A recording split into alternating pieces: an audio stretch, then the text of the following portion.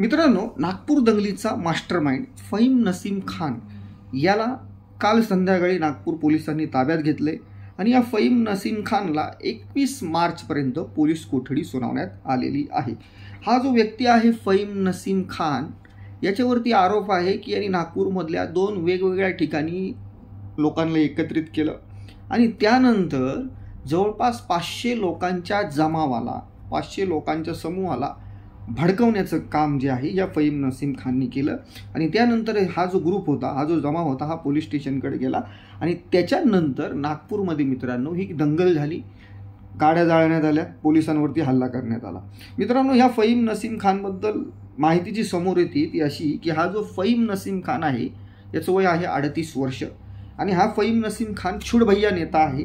हा minority democratic party जी आहे या पार्टीचा हा नागपूरचा जिल्हाध्यक्ष। 2024ला झालेल्या लोकसभेच्या निवडणुकीमध्ये या फहीम नसीम खाननी नागपूरमधून लोकसभेची निवडणूक ह्याच पार्टीच्या तिकिटावरती लढली होती नितीन गडकरी साहेबांच्या विरोधामध्ये आणि ह्या निवडणुकीमध्ये याला 1073 मतं या लोकसभेच्या निवडणुकीमध्ये मिळाली होती। मित्रांनो, या फहीम नसीम खानला ताब्यात गेल्याच्या नंतर पोलिसांनी आणखी जे यामध्ये जे इन्व्हॉल्व होते ते पोलीस त्यांना आयडेंटिफाय करते आणि त्यानंतर त्यांना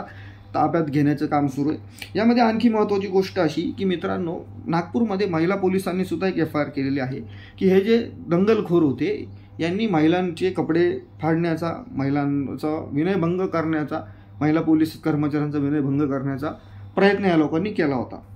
अशाच पद्धतीची घटना तुम्हाला आठवत असेल की मुंबईमध्ये सुद्धा झाली। मुंबईमध्ये एक रजा अकादमीचा मोर्चा निघाला होता की आसाममध्ये काहीतरी मुसलमानांवरती हल्ले झाले, त्याचा निषेध करण्यासाठी मुंबईमध्ये या रजा अकादमीने मोर्चा काढला होता आणि या मोर्चेदरम्यान सुद्धा ही जी मोर्चेकरी होते, ही जी जमाव होता,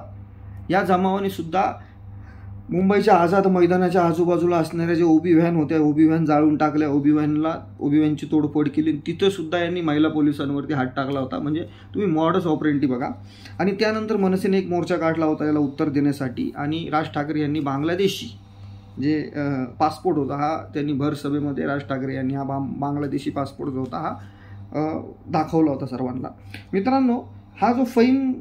शेख आहे याच्यावरती हा जो आरोप होतोय हा भडकावल्याचा, तर एक गोष्ट लक्षात घ्या की ज्यावेळेस नागपूरमध्ये दुपारी एक घटना झाली की